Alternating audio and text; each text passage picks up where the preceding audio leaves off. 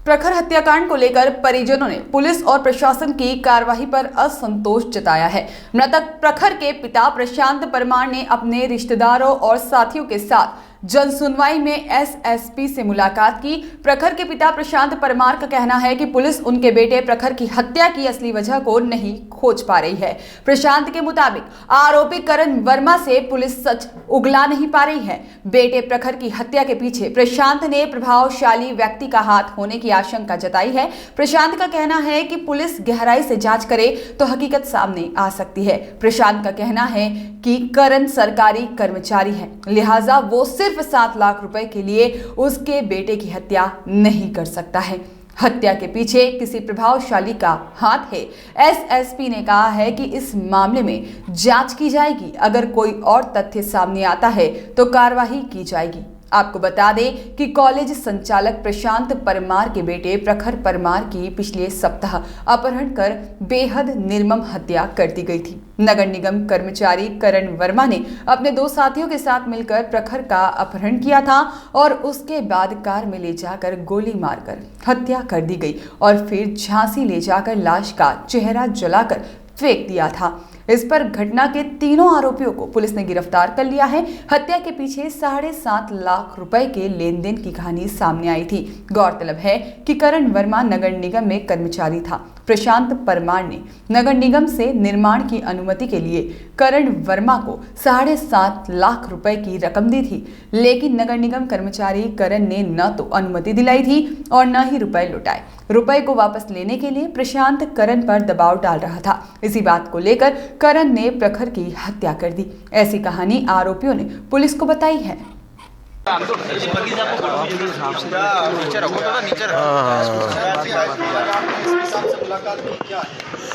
SP साहब से मुलाकात की, क्योंकि जो तीनों अपराधी पकड़े गए हैं वो आज तक उनसे पुलिस अभी रियल में क्या किस घटना किसकी वजह से मेरे बेटे का हत्या की है इसका कुछ क्लियर नहीं हो रहा है। कहीं कहते हैं हमने अपहरण करा, कहीं कह रहा हमने 5 लाख दिए, वो कह रहा है मेरे को 2 लाख देने का आश्वासन दिया, नहीं तो उसकी जंजीर आज बरामद कर पाई है पुलिस, नहीं उसके गाड़ी के फुटमेट है वो नहीं क्लियर हो पा रहे हैं। मेरे बेटे का पर्स का भी नहीं मालूम, जिसमें 20-25 हज़ार रुपये भी रखे थे, एक रिंग पहने हुआ था, वो कुछ भी नहीं मिला है, तो चैन भी नहीं मिली। तो मेरा कहना ये है कि मैं जो चाह रहा हूँ एसपी साहब से गुहार की है कि साहब मेरे को रियल पता पड़े कि मेरे बच्चे के साथ में हुआ क्या, किस कारण से मेरे बच्चे की इकलौते बच्चे की जान ली इन निर्दोष बेटे की गाड़ी में डाल।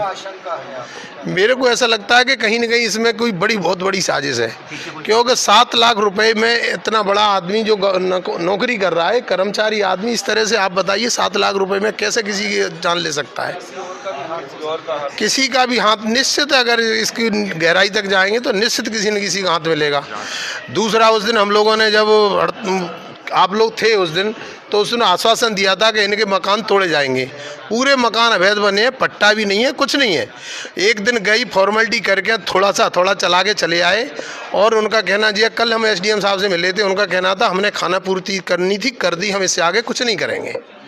जबकि एक आदमी पिछले 2 साल में 3 साल में कहाँ से 3-3 मंजिल मकान बना सकता है।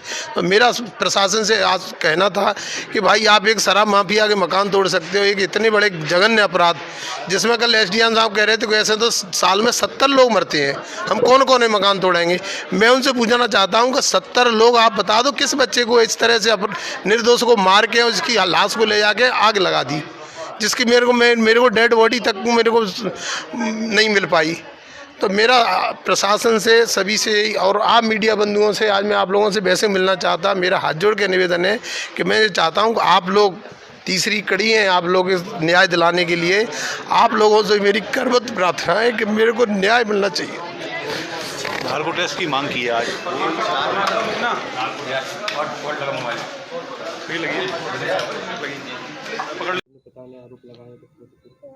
उन्होंने एक जन सुनवाई में आके आवेदन दिया है। मूलतः वो विवेचना से संबंधित है, उनके कुछ बिंदु हैं जिसमें कुछ बैंक अकाउंट्स की जानकारी है और कुछ अन्य बातें उन्होंने आवेदन में उल्लेखित की हैं कि इस पे भी इन्वेस्टिगेशन होना चाहिए। पुलिस का ये प्रयास रहता है कि इन्वेस्टिगेशन में हम आरोपियों को पकड़ें, घटना की सही वजह की पता लगाएं और साथ ही जो हमारा प्रार्थी या फरियादी है वो भी संतुष्ट रहे, उसको भी ये लगे कि पारदर्शी कार्रवाई हो रही है। तो उन्होंने जो भी आवेदन दिया है उसका हम परीक्षण करा रहे हैं, उसे इन्वेस्टिगेशन में ले रहे हैं।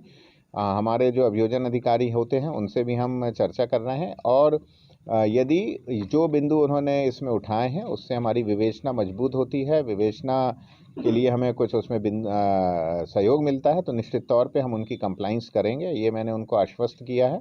और इस पूरे प्रकरण में, चूँकि बड़ा संगीन प्रकरण था, युवक को यहाँ से ले जाके उसकी हत्या करके और झांसी में बॉडी फेंकना, इसमें मैंने एक विशेष अनुसंधान दल, जिसे एसआईटी कहते हैं, वो गठित कर दी गई है, जिसमें 2 एडिशनल एसपीज़ हैं और वो उसकी प्रतिदिन मॉनिटरिंग करेंगे। सभी आरोपी इसमें पकड़े गए हैं, किंतु अभी ये इन्वेस्टिगेशन चल रहा है और इसमें सभी एंगल अभी खुले हुए हैं।